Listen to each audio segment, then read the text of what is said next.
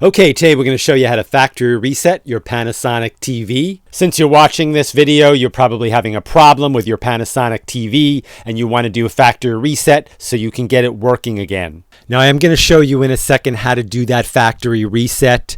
But I usually recommend on most of my videos trying what they call a soft reset first, because that factory reset will basically wipe your set clean and any settings, any apps and everything that you have on there, you'll need to reload. So you should probably try, if possible, the reset I'm going to describe here, the soft reset first. If that does not work, I'll go on with the hard reset, the factory reset, and then that should take care of your problem. Now, the soft reset is real easy to do. That's all you need to do is unplug the TV from the wall. Don't turn it off by the remote. Unplug it from the wall.